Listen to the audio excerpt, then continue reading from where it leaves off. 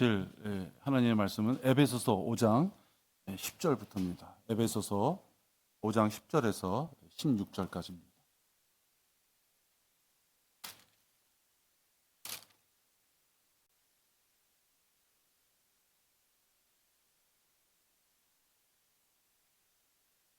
제가 받들어 읽겠습니다. 무엇이 주를 기쁘시게 할 것인지 입증하라. 열매 없는 어둠의 일들에 관여하지 말고 오히려 그것들을 책망하라. 이는 그들이 비밀리에 행한 그런 것들에 대하여는 말하기조차 부끄럽기 때문이라.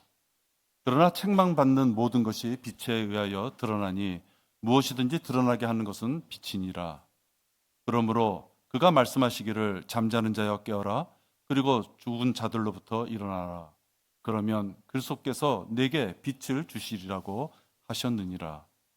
그러므로 너희가 얼마나 정확히 행하고 있는지 주의하라. 미련한 사람같이 행하지 말고 현명한 사람같이 행하라. 시간을 사서 얻으라. 이는 그날들이 악하기 때문이니라. 주를 기쁘시게 하려면 10절에 보니까 주를 기쁘시게 할 것인지 입증하라 하셨어요. 그래서 주를 기쁘시게 하려면 이라는 제목으로 우리가 함께 오늘 말씀을 나눕니다. 기도하겠습니다. 하나님께서는 우리들에게 입증하라고 말씀하셨습니다. 하나님을 어떻게 기쁘게 할 것인지 우리가 생각하고 계획도 잡아보며 또 행동에 옮김으로써 그 열매가 맺혀지고 그 열매를 통하여 하나님 앞에 우리가 얼마나 기쁘게 할 수 있는지를 입증해 보이기를 저희들은 원합니다.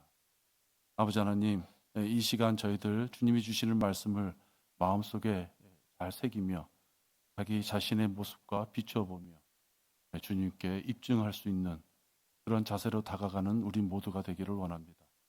시작서부터 마지막까지 마귀가 저희들의 이 귀한 마음을 방해하고 또 해방하지 못하도록 저희들을 지켜보아여 주시옵소서. 전하는 자의 입술에 파수꾼을 세워주셔서 말씀에 합당하며 우리 성도들의 귀에 하나님의 말씀만이 전해질 수 있도록 인도하여 주시옵소서. 주 예수 그리스도 이름으로 기도했습니다. 아멘.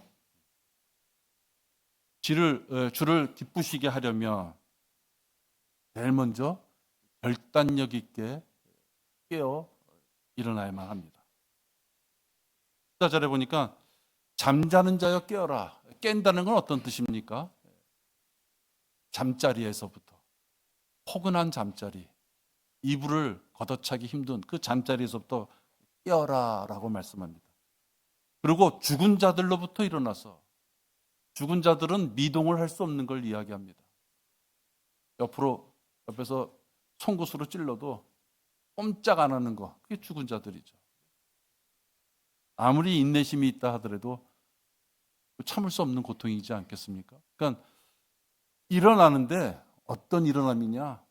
전혀 반응하지 못하는 죽은 시체와도 같은 그러한 입장이라 할지라도 일어나라 라고 말씀합니다. 그러면 그리스도께서 내게 빛을 주시리라. 깨어서 일어나면 그 다음은 하나님께서 너의 발걸음을 비춰주시겠다라고 지금 말씀하고 있습니다. 그러니까 하나님을 기쁘시게 하려면 일어나야죠. 자기 몸뚱아리를 움직여야 됩니다.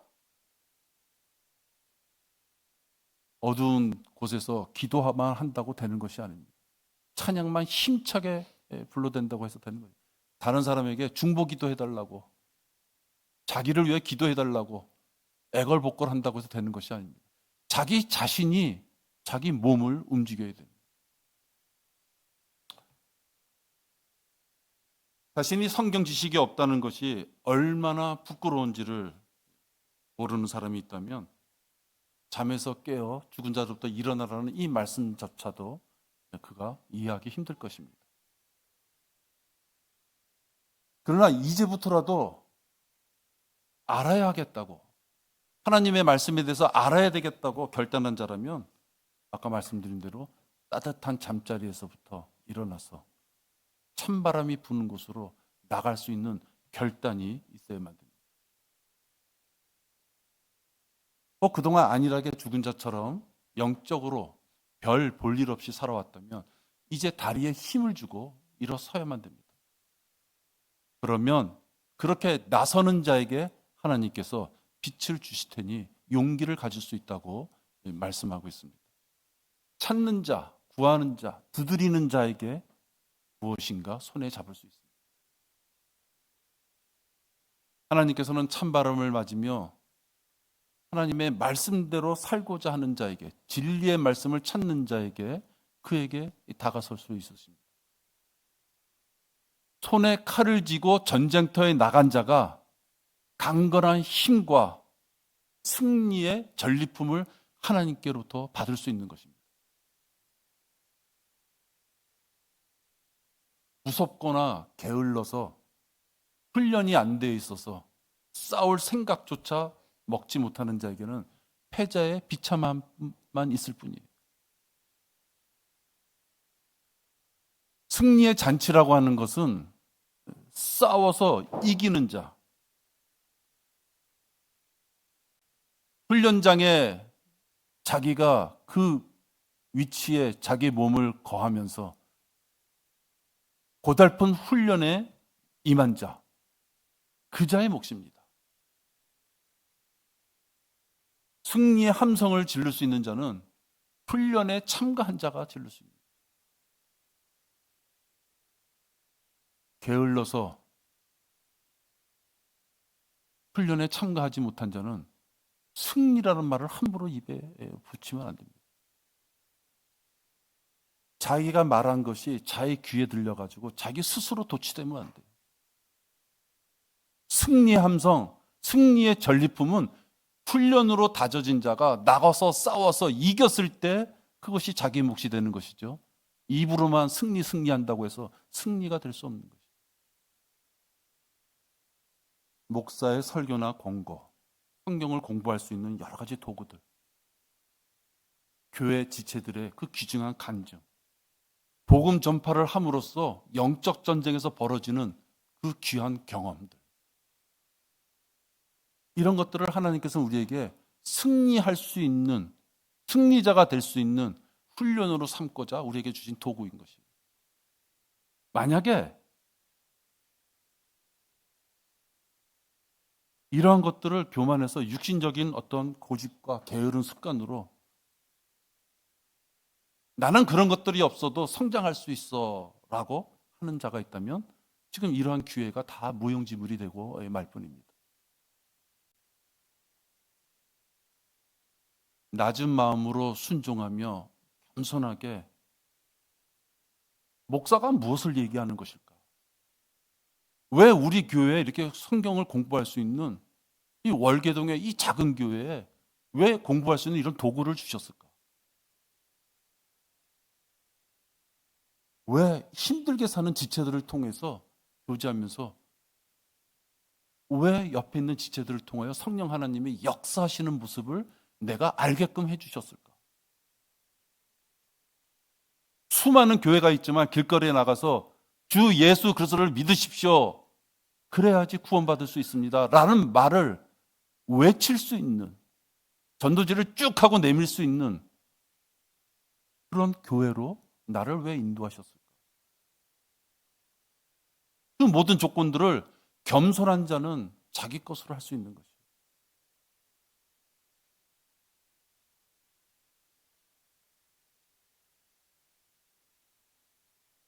그런 것들을 자기 것으로 하지 못하시는 분들은 하나님의 군사로서 싸울 수가 없는 것이에요. 어느 날 내가 자고 일어났더니 밝은 빛이 보이면서 너 나가 싸워 이럴 수 없는 것이에요. 여러분, 바울은 신약 교리를 완성하신 분이에요. 근데 그 바울이요, 어떻게 은혜의 복음에 대한 진리를 알게 됐어요? 12제자는 예수님과 같이 3년 반을 다녔잖아요. 그렇죠? 근데 바울은 어떻게 알게 됐어요? 부르심을 받을 때 예수님 앞에 3년, 약 3년에서 3년 반이라는 하나님의 진리의 지식에 대해서 직접 배우셨어요. 하나님이라는 예수님으로부터 직접 계시를 통해서 은혜의 복음을 듣고 구약의 그 수많은 진리의 지식에 대해서 듣고 바울처럼 학식이 높은 사람도 하나님의 진리의 지식을 배우는데 3년이 걸렸어요. 3년. 어느 날 갑자기 나 계룡산에 가서 삼각산에 가서 갑자기 마음이 뜨거워지면서 나 목사로 부흥사로 부름받았어요. 이건 다 가짜인 거예요. 예수님한테 직접 진리의 지식을 배운 바울도 3년에서 3년 반이 걸렸는데 자기 혼자서 비행기 타고 가다가 갑자기 자다가 갑자기 부름을 받았다? 그건 있을 수가 없는 거죠. 그건 이 시대에 맞는 것이 아니에요. 구약시대 때는 꿈과 환상으로 그렇게 하나님이 계시를 주었지만 이 시대는 성경 말씀을 통하여 얼마든지 진리의 지식을 통하여 자기가 하나님 앞에 구원받고 다가갈 수 있는 길이 있기 때문에 지금은 그 환상의 시대가 아니다는 거예요. 그렇기 때문에 여러분, 우리 중에서도 깨어 일어난다면 하나님께서 준비하신 도구를 통하여 그가 마음을 먹고 있다면 성장할 수 있는 기회를 주시는 거예요. 인도하시는 기회. 그분이 내 길을 보지 아니하시며 내 모든 발걸음을 세지 아니하시겠느냐. 욥기의 고백이에요. 하나님께서 내가 갈 길을 다 미리 보시고 내 발걸음 하나하나도 다 세신다. 얼마나 든든하신 말씀입니까? 내가 가야 할 길을 내가 내게 지시하고 가르치리니 내가 너를 내 눈으로 인도하리라. 구약과 신약을 통해서 동일하신 하나님께서 하나님의 눈을 통하여 그 자녀들의 길을 인도하시겠다 말씀합니다. 그러니까 깨어 일어날 때 온갖 걱정할 필요가 없어요. 어디로 갈까? 진짜 될까? 꼭 그렇게만 해야 될까? 잠시 뒤에 가면 안 될까? 그렇게 할 필요가 없다는 거예요. 하나님께서 깨어 일어나 나가는 자에게, 문을 열고 찬바람을 맞으러 나가는 자에게 그것을 발걸음 하나까지 하나님의 눈으로 인도하시겠다고 우리에게 약속을 주셨기 때문에 그렇습니다. 혹시 우리 중에 하나님의 사역을 위하여 또 하나님의 그 믿음의 길을 가기 위하여 자기에게 약점이 있는 것 같다, 자기의 취약점이 있는 것 같다, 그런 것을 혹시 알고 계신 분 있다면 하나님께 입을 벌려서 간구하시면 됩니다. 고된 직장 생활, 골치 아픈 직장, 사업장의 어떤 문제들, 떨어지는 기억력, 그런 거 있을 수 있잖아요. 가정 내에서 방해되는, 공부하는데 방해되는 요인들, 특히 배우자의 방해, 게으르거나 경망스럽게 예견하는 그 잘못된 습관,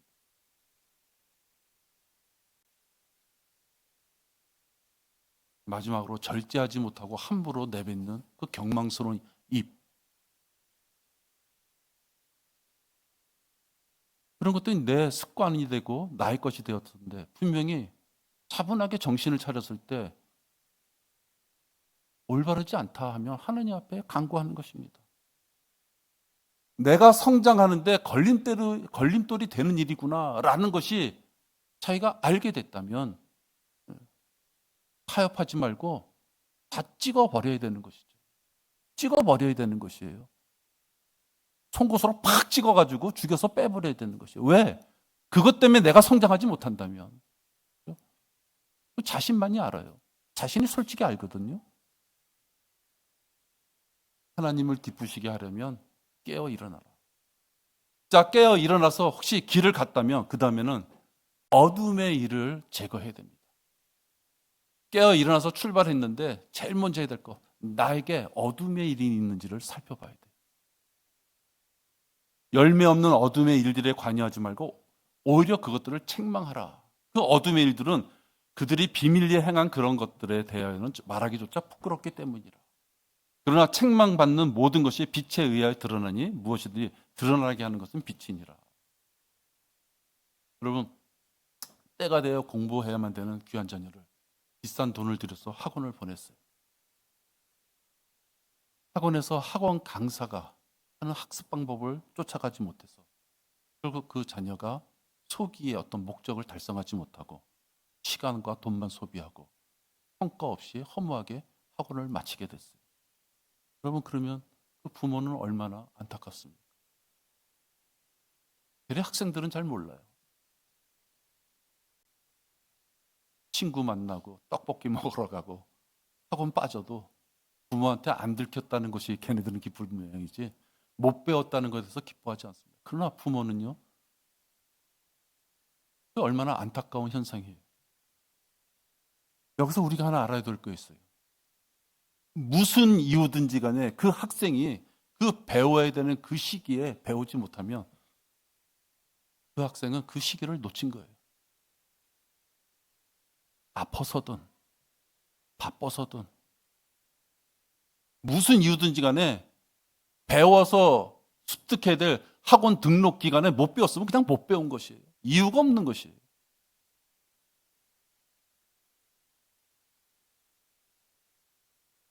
여러분, 이 원리는 동일하게 예수님에게서도 우리가 볼 수 있어요. 예수님이 무화과 나무를 바라봤어요. 잎이 무성했어요. 잎이 무성하다는 건 그 안에 열매가 많을 것이라고 생각한 거예요. 가서 잎을 열어봤더니 나무가 하나 열매가 없어요. 어떻게 하셨어요? 여러분, 어떻게 하셨어요? 잘라버리셨어요. 야, 이 나무가 가뭄이 들었나? 지나가던 강아지가 너무 독한 오줌을 싸서 뿌리가 죽었나? 그런 거 상관이 없어요.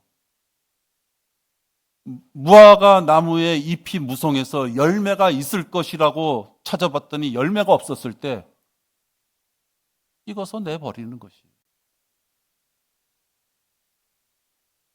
성도들 중에 무슨 이유든지 간에 주의 경배와 복음 전파, 지체 간의 교제, 그런 것보다도 더 해야 될, 하나님보다도 더 좋은 것이 있어서 그 길을 갔다면 그는 열매 없는 자예요. 제가 율법적인 개념으로 뭐 한 가지 안 했다고 저렇게까지 얘기하나? 그런 뜻으로 드리는 것이 아니에요. 그의 마음가짐을 내가 말씀드리는 거예요. 하루 24시간, 일주일 우리들에게 생애, 삶을 허락하시면서 일주일에 1시간 하나님 앞에 경배 드릴 수 있는 기회를 우리에게 주셨어요.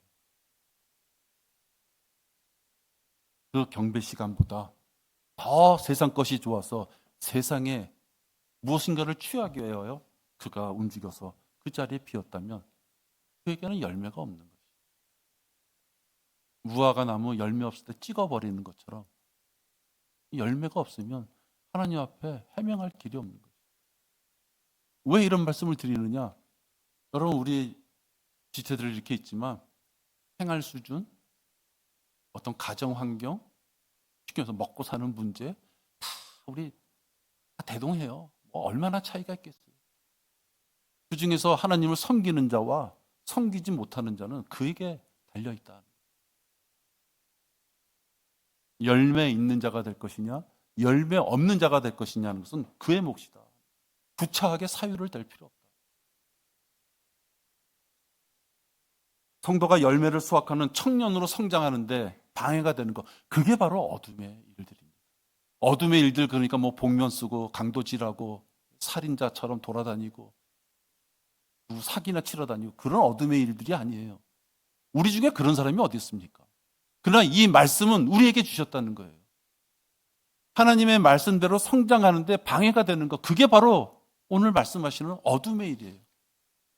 내가 어둠 그 조직에, 내가 그 어둠에 그 발을 들여놓은 자, 깡패 새끼들 얘기하는 그런 것들이 아니라는 거예요.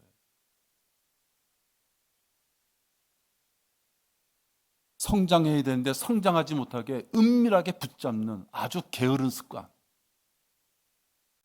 의심. 일단은 부정하고 보는 그 습관들. 그래서 나로 하여금 지금 어저께 출발했음에도 불구하고 오늘 좀 더 생각해보자. 아니면 다음 달부터, 내년부터, 아니면 회사 다 마감하고. 그것이 바로 어둠의 일이라는 거죠. 알고 있습니까? 우리는 하나님의 종으로서 하나님께서 우리에게 주신 대사의 직분을 가지고 움직여야 될 자인데 이유 불만하고 움직이지 못하게 하는 그 요인, 그것들을 어둠의 일이라고 생각하고 하나님께서는 관여하지 않는 정도가 아니라 오히려 책망하라고까지. 나는 어둠의 일에 관여하지 않았으니까 그나마 다행이야. 그것이 아니에요. 오늘 여러 구절에 보면 책망하라고 하죠. 적극적으로. 예수님께서도 초림하셔서 사역을 시작할 때 제일 첫째 날 예루살렘에 가서 첫째 날 하신 것이 성전을 정결케 하는 것이었습니다. 정결케 하는 것이죠. 하나님을 기쁘시게 하려고 혹 마음을 먹은 결단한 성도가 있다면 자기 자신이 하나님 앞에 합당하지 않은 것이 눈에 띄는 것이 있다면 그것부터 깨끗이 청소하고 출발을 해야 되는 거예요. 깨어 일어나서 기껏 출발하려고 했더니 자꾸만 발목을 잡아. 그죠? 자꾸만 나를 주저앉혀요. 자꾸만 나를 소극적으로 만들어. 그것을 제거할 수 있어야 돼요. 도망가지 않고 하나님 앞에 고백하면서 제거할 수 있어야 돼요.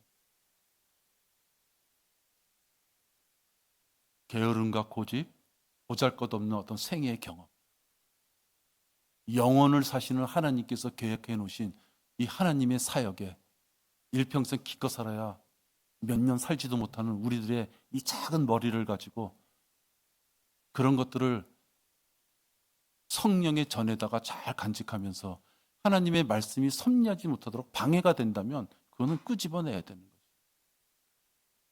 고린도전서에 여러분 우리가 성령의 전이라 그러잖아요. 성령의 전에 성령님께서 계셔서 우리들에게 하나님께 의도를 우리에게 전해주시잖아요. 근데 거기에다가 자기의 생각, 고집 그런 거 주렁주렁 걸어놓고 성령님께서 역사하지 못할 어떤 그런 요인들을 장식품으로 걸어놓고 있다면 그건 올바르지 못한 것이다. 눈에 보면 잘라내야 되는 것이에요. 눈에 보면 잘라내야죠.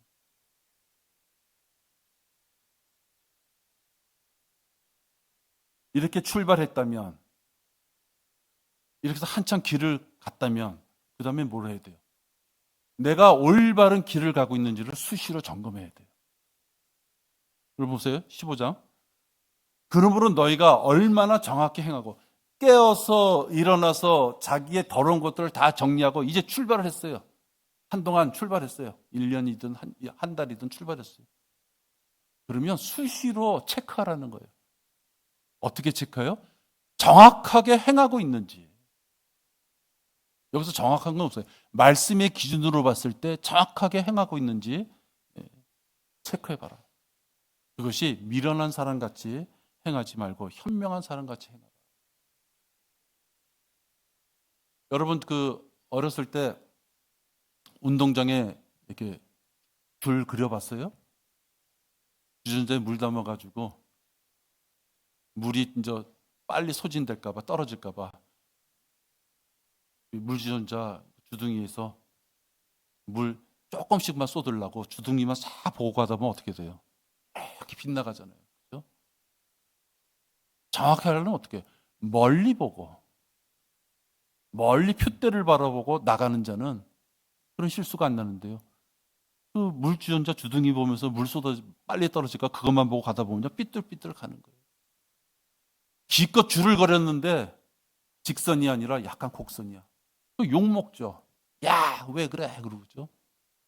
여러분 우리가 하나님의 일인 줄 알고 사역인 줄 알고 신나게 가고 있는데 가고 보니 하나님 말씀하고 멀어진 일을 하고 있어요. 그거 얼마나 허망합니까? 그렇기 때문에 자기가 올바르게 행하고 있는지 그 길을 가고 있는지 정확한 길을 가고 있는지를 살펴봐야 돼요. 길을 가다 보면 이정표가 있습니다. 그래서 우리가 수시로 이정표를 볼 때 맞게 왔구나. 조금만 더 가면 이제 정상이 얼마가 남았구나. 조금만 가면 이제 10m 남았다는 이정표가 있구나. 그 편말을 바라볼 때 자기의 길을 체크해 볼 수가 있어요. 여러분, 우리는 말씀으로 잘 상고하고 성령님의 도움으로 기도함으로써 인도하심을 받을 수 있어요. 내가 과연 지금 올바르게 살고 있느냐는 것을 체크해 볼 수 있어요. 근데 또 하나 체크해 볼 수 있는 것은 목사의 권고나 목사의 설교나 또 비슷한 환경 가운데서 비슷하게 살아가면서 비슷한 영적 전쟁을 겪는 지체들의 간증을 통해서 그것을 거울 삼아서 자기가 올바르게 가고 있는지를 비추어 볼 수 있어요. 말씀에 합당한 방향인가? 아니면 분명히 출발할 때는 다 잘라버렸는데 출발해서 가다 보니까 또 내가 알지도 못한 새로운 누룩이 나를 힘들게 만들고 있는 건 아닌가? 이것을 볼 수가 있는 거예요. 우리가 한번 손발 잘 씻었다고 계속 깨끗해져 있지 않죠. 씻을 건 씻어야죠. 한번 세수했다고 하루 종일 깨끗한 거 아니지 않습니까? 더러운 게 있으면 씻어야죠. 혹시 우리가 열심히 살면서 하나님의 일을 한다 그러지만 살다 보니 누룩이 나도 모르게 붙어 있다면, 그래서 그 누룩을 알았다면 궁시렁거리고 변명하지 말고 살을 잘라내는 아픔이 있더라도 그 누룩은 찢어내야 되는 것이에요. 미처 자기가 등 뒤에 있는 누룩을 보지 못했을 때 지체들이 보고 목사가 보고 야 누룩이 붙었어 찢어내라고 했을 때 최소한도 누룩이 붙었어? 그 정도는 돼야죠. 아니야 이건 누룩이 아니고 내 색깔이 원래 이래. 그런 사람은 찢어낼 수가 없는 거예요.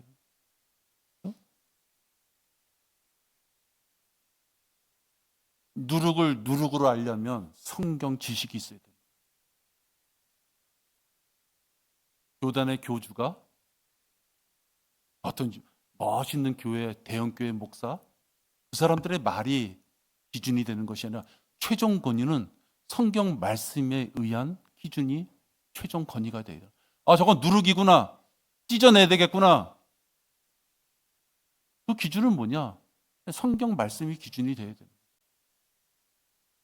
그래서 성경 지식이 필요해요. 성경 지식이 없으면 살이 썩어가는 누룩이 붙었는데도 그 누룩인지 모른다는 거예요. 왜? 자기는 그 누룩을 오래 갖고 있어서 친해요. 친해. 그러나 제3자가 봤을 때는 그 누룩이 정확하게 보이는 거예요.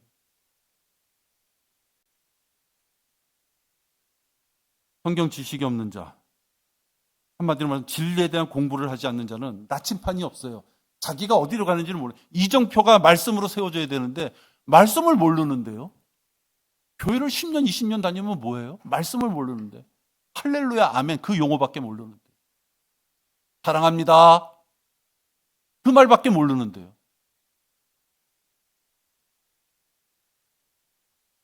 나침판이 없는 자가 리더가 돼가지고 이쪽으로 갑시다 저쪽으로 갑시다 하면 그건 헛소리인 거예요. 그 무리를 이끌고 절벽으로 끄는 헛소리를 하고 있는 거다 하는 거죠.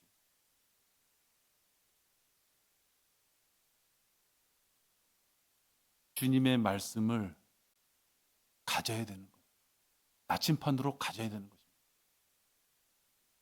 제가 이런 설교는 길거리에 있는 사람한테는 할 필요 없죠. 주님의 말씀으로 구원받은 자가 하나님의 말씀대로 살고자 하는 갈망을 가진 자가 살고자 하며 그 길을 가려고 툭툭툭 자기의 주변에 있는 걸 다 털어내고 일어서서 가는 자에게 드릴 수 있는 말씀입니다. 일어서지도 않는 자에게 나침판이 있어 없어 그 뭐 의미가 없죠. 잠자리에 있는 자에게 주머니에 나침판 준다고 그 무슨 의미가 있습니까? 일어서서 떠나는 자에게 나침판이 필요한 것이에요.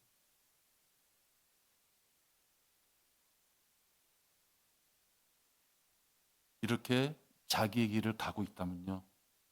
그다음에 아주 중요한 게 있어요. 주님을 기쁘시게 하려면 하나님께서 의도하신 그 목적을 이 작은 머리 가지고, 이 한 평도 안 되는 이 마음을 가지고 한정져서 판단하면 안 된다는 거예요. 언제 죽을지도 모르는 자들이 멍청하게도 미래를 결정해요. 자기가 언제 죽을지도 모르는데 앞으로 이렇게 될 것이야. 나는 이렇게 될 것이야. 내 남편, 내 아내, 내 자식은 이렇게 될 것이야. 미리 자기의 잔머리로 다 결정한 다음에 그렇게 살아가려고 해요. 참으로 저주 가운데 있는 자예요. 하나님이 그를 어떻게 쓰실지 모르는데, 하나님이 그 길 떠나는 자가 어디로 가게 하실지 모르는데, 사람이 감히 건방지게 저 사람은 능력이 적으니까 저거밖에 안 될 것이야. 그것만 돼도 다행이야. 그건 저주받는 자가 하는 일. 특히 우리 형제들이나 우리 남편들이 그리스도 안에 있어서 공부하겠다는, 성장하겠다는, 하나님의 말씀에 갈증을 갖고 나 그 말씀으로 채워지겠다는 그런 형제나 남편들이 있으면 하나님의 계획과 의도, 그들을 향한 하나님과 계획과 의도를 함부로 결정하면 안 되는 거예요. 그들을 향한 하나님의 계획에 함부로 손을 대면 안 되는 거예요.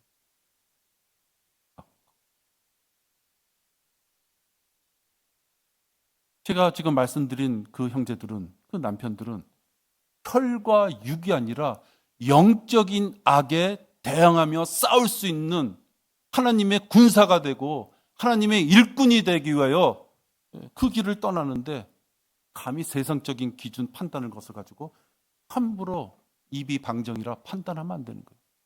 그런 입은 다물어야 되는 거예요. 여러분, 예수님의 제자 중에서도 제일 많은 직업군은 뭔지 아세요? 어부였어요. 어부. 거친 파도가 치는 그런 곳에 나가서 그물을 뿌려서 잡아내는 그 어부. 어부를 무시하는 것이 아니라 배움의 기회가 없었던, 세상적인 기준으로 보면 그런 자가 어떻게 리더가 돼 할 수 있는 그러한 어부였었다. 그러나 하나님이 그들을 쓰시고자 한다면 하나님께서 그들에게 능력과 은사를 주시는 것이에요.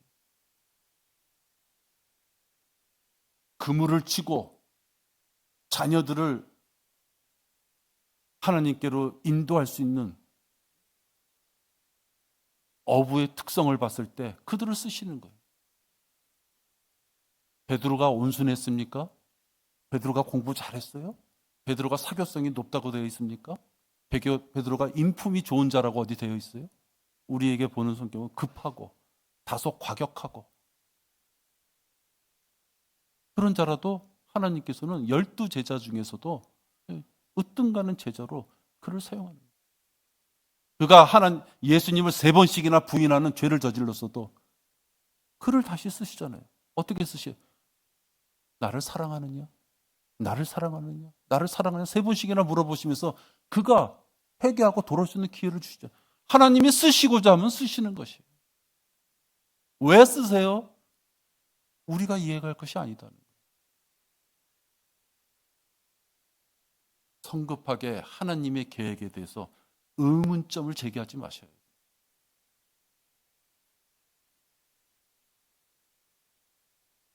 형제나 남편은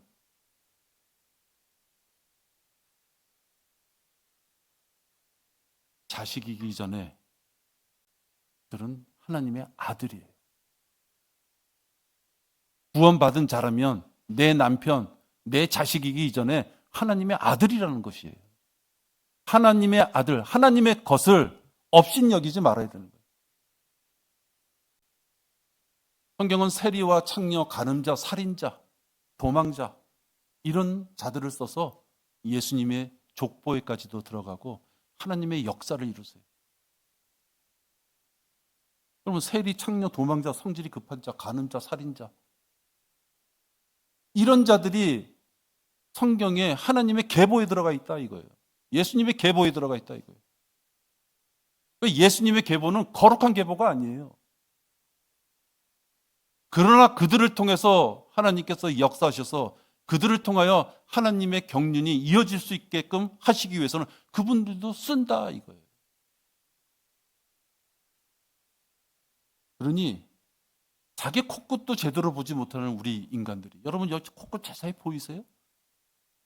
자기 코끝도 보지 못하는 소경 같은 그런 사람의 눈을 가지고 형제나 남편들을 향하여 하나님이 계획하신 것을 함부로 미래에 하나님께서 쓰고자 하는 그 인물들을 판단하면 안 된다는 거죠.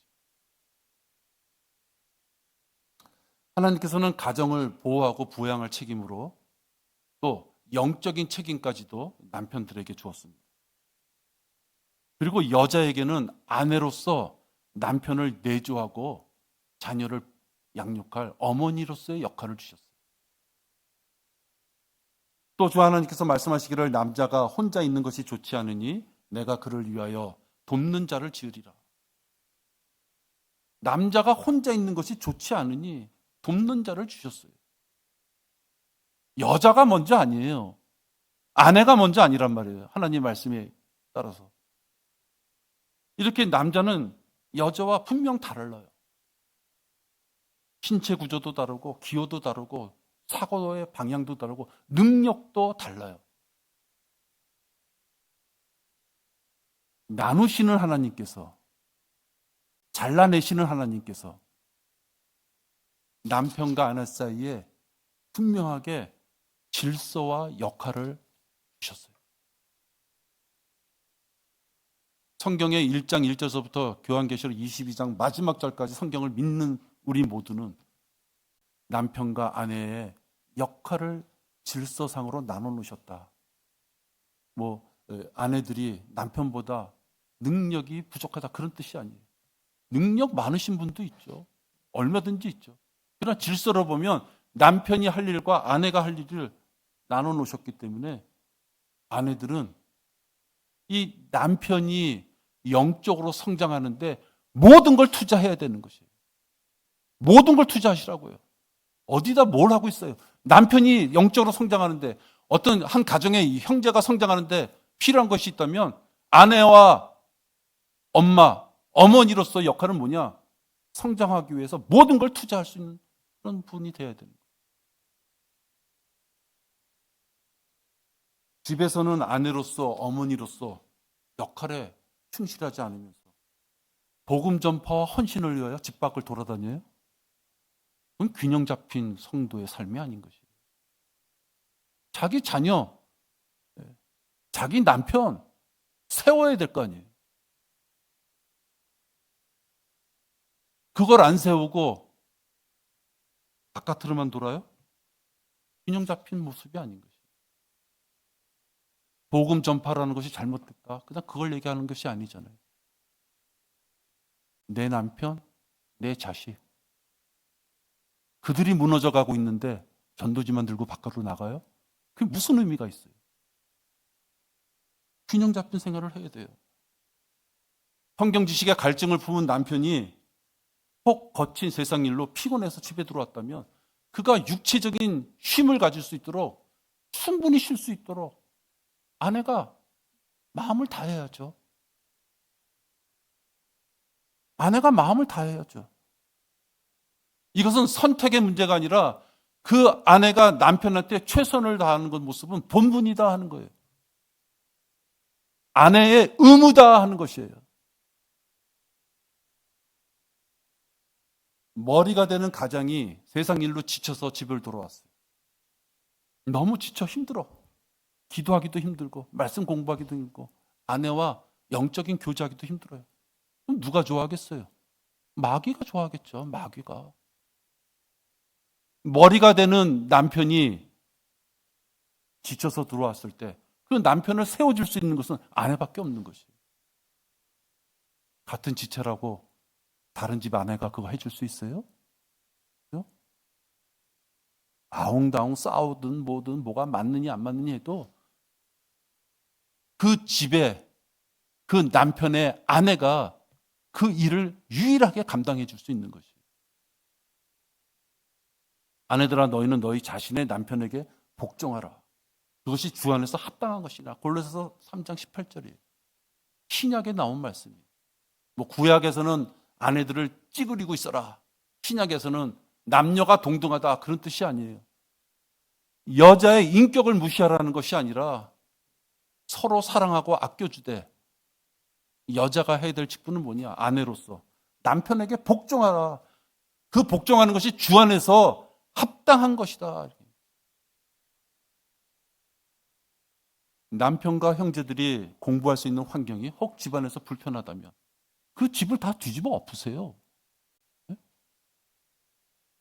남편한테 조그만 공간이라도, 형제한테 조그만 공간이라도 공부할 수 있는 여건이 안 돼. 왜 안 돼? 가구가 있고 TV가 있고 식탁이 있고 소파가 있어서 남편한테 공부할 수 있는, 형제들한테 그 공간을 주지 못해요. 그럼 버리시라고요.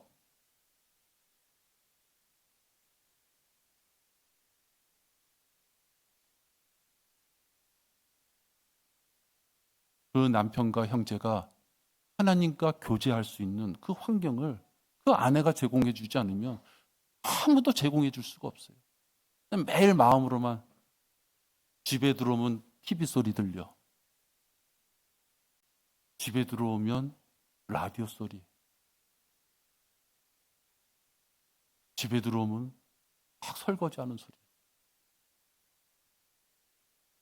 혹시 그것이 남편이 모처럼 집에 들어서 하루 중에 유일하게 30분 공부할 수 있는 시간에 그것이 방해가 된다면 그 요인을 버려야죠. 그럼 마땅한 일이에요. 사역은 가정에서부터 시작되는 거예요.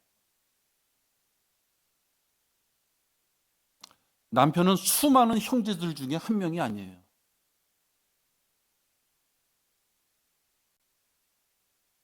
그 가정을 지켜내면서 영적 전쟁에 임해서 승리의 전리품을 그 가정에 가져올, 그 가정의 머리가 되는 자가 남편이에요. 남의 집 형제가 승리해서 전리품을 나한테 줍니까? 성경에 그런 거 없어요. 우리 집에 승리의 전리품을 가져와서 복의 통로가 되는 것은 내 남편이라는 것이에요. 그런 남편의 말이 비성경적이지도 않은데 아내가 고집을 부리면서 자기 판단으로 남편의 권위를 흔든다면 그건 남편의 머리에 올라가는 것이다.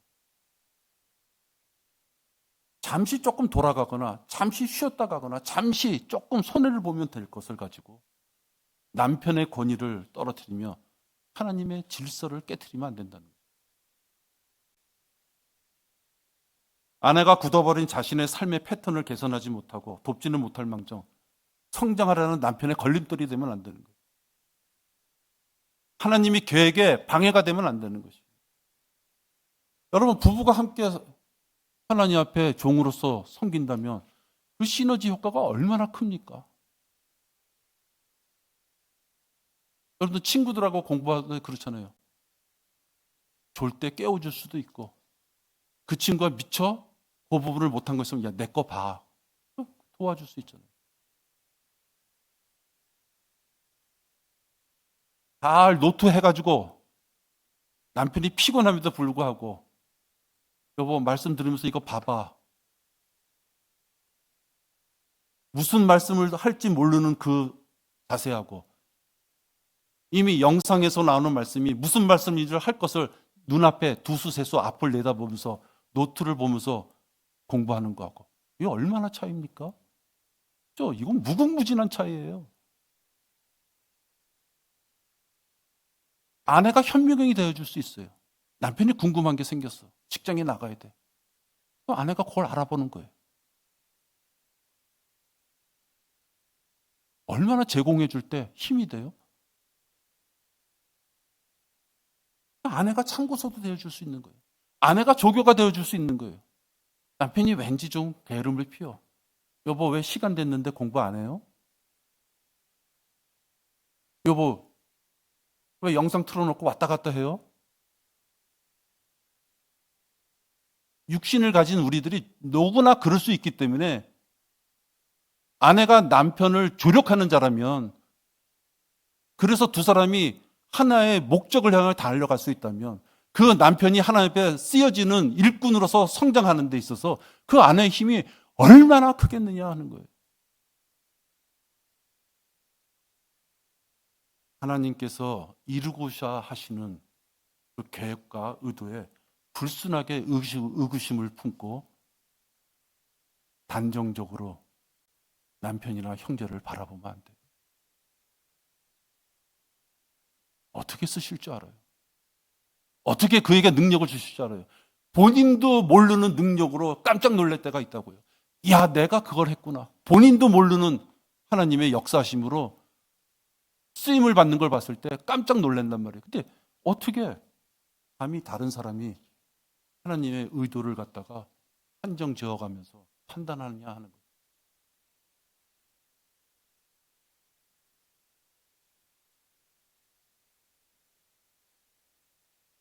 하나님의 기쁘시게 하는 그 조건으로 봤을 때 마지막으로 보면 에베소 5장 16절입니다. 시간을 사서 얻으라. 이는 그날들이 악하기 때문이라. 시간을 낭비하면 안 되죠.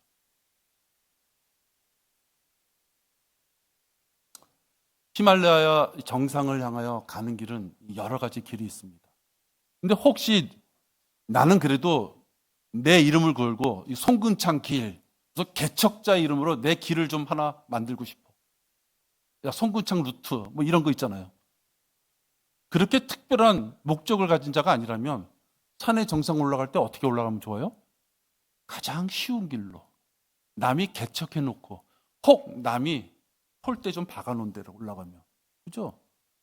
그게 제일 쉬운 방법이에요. 아무도 가지 않은 길을 애써 가려고 노력하는 자? 그건 좀 이상하죠. 단지 정상이 목표인 자들은 앞서간 자들이 개척해 놓은 길, 그 루트를 찾아가면 되는 거예요. 그게 시간을 사서 얻는 길이에요. 동일한 시간을 투자했는데 체력 증가, 효과가 2배로 나는 어떤 운동이 있다고 칩시다. 그러면 그 운동 방법을 찾아가야죠. 똑같이 엮기를 10번 들었는데 효과가 배로 나. 어떻게 들었을까? 찾아가야죠. 그 노력은 해야 되는 거 아니겠어요? 찾아가서 자기에게 적용해 보는 자가 정상적인 사고를 가진 자예요. 그 자가 시간을 사서 쓰는 지혜로운 자다 하는 것이에요. 내 방법대로 하면 4시간 걸릴 거 또 새로운 방법이 있어서 노력해 봤더니 1시간이면 끝나. 그럼 그 방법을 써야죠. 그게 정상적인 사고가 아닐까요? 2002년 월드컵 때 히딩크라는 감독이 있었습니다. 그 당시에 우리나라 축구는 변방이었어요. 변방. 우리나라는 뭐 아시아의 호랑이 뭐 이런 말하지만 유럽에서 보면 보이지도 않는 한국이 어디야? 그럴 정도의 나라였어요. 그 당시 우리나라 축구 선수들은 운동을 할 때 뭐 축구 선수뿐만이 아니라 모든 운동 선수들이 운동을 어떻게 하냐? 트랙을요. 그냥 죽으라고 뛰는 거예요. 군대에서도 그랬던 것 같아요. 죽으라고 뛰는 거예요. 보통 때 10바퀴 뛰다가 시합 때가 있으면 20바퀴, 30바퀴 그냥 무조건 뛰어. 지칠 때까지. 그게 체력을 늘리는 운동선수들의 방법이었어요. 제가 한양중학교 다닐 때 럭비부가 있었거든요. 그 운동장은 그냥 이제 저녁때가 완전히 넘어가가지고요. 사람이 안 보일 때까지 그냥 뛰어.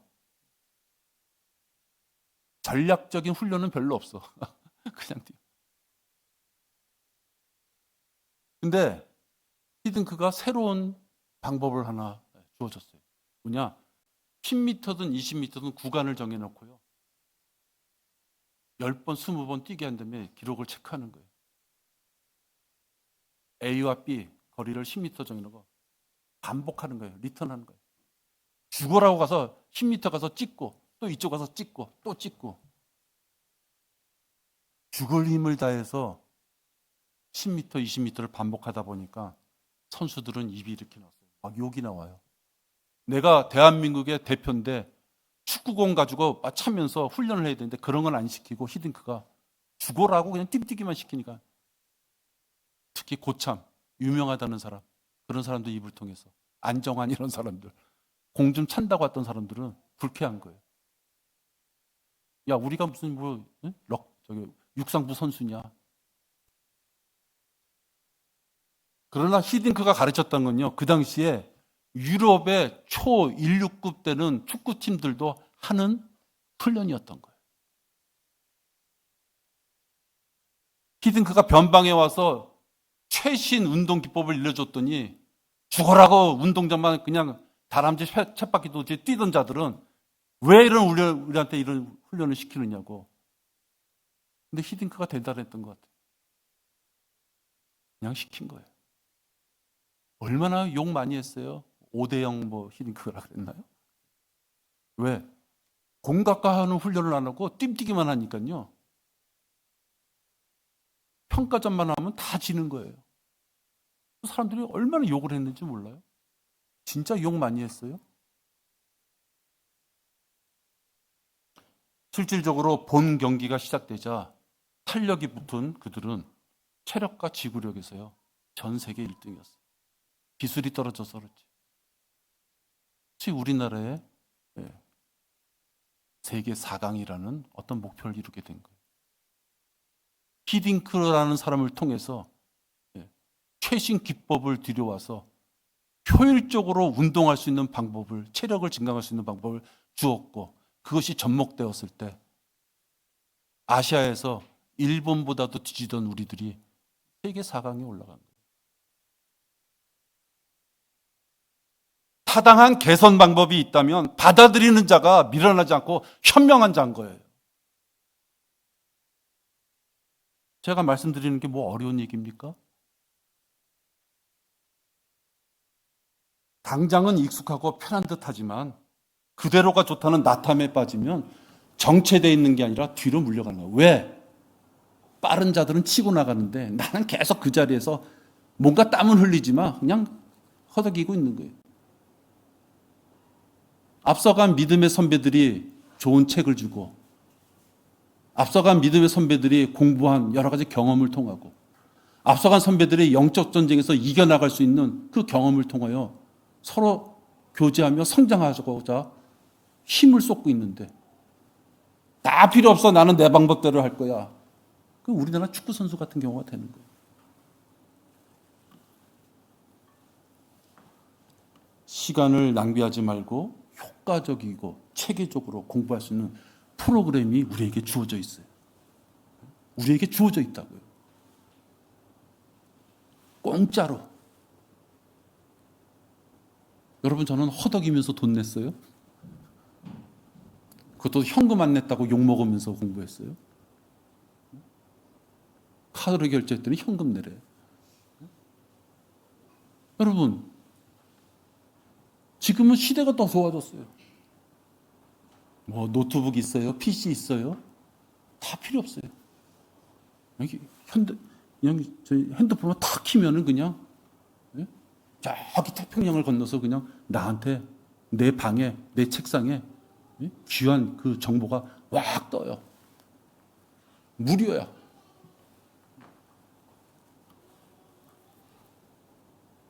그 프로그램을 활용해야죠. 우리 교회는 잠자리에서 깨서 일어나서 그 길을 가고자 지식의 길을 출발하는 지체들이 있어요.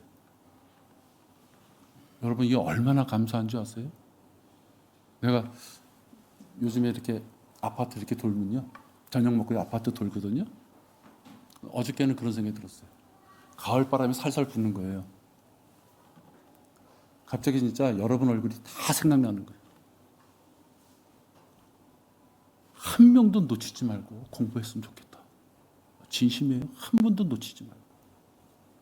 가을이 왔다는 것은 찬바람이 온다는 것인데, 찬바람이 오기 전에 외투 가져오라 그러잖아요. 그게 현명한 자잖아요. 우린 짧은 생에 살다가 다 죽을 텐데, 죽고 나면 우리가 예수 그리스도 앞에서 우리의 살아야 생에 있었던 일들을 설명해야 되는 그 시간이 다가오고 있는데, 내가 잘하고 있는 건지 못하고 있는지 판단하려면 말씀에 대한 지식이 있어야지. 아, 이건 멈춰야 되겠구나. 이건 더 해도 돼야 되는 거야. 이 길로 가면 되겠구나. 기준은 잣대를 가지고 그 캐논으로 우리가 살아갈 수가 있는데, 그것이 없다면 이 가을바람이 무섭다 하는 것이에요. 찬바람이 닥칠 수 있는 그 전제로 조금 앞걸음으로 공부할 수 있는 살살 부는 이 가을바람이 불어오는데, 그 가을바람을 공부하면서 맞이해서 자기가 성장할 수 있는 밑겁으로 산다면 겨울이 와도 겁나지 않겠지만, 그렇지 않다면 이 가을바람이 얼마나 무서운 것이에요.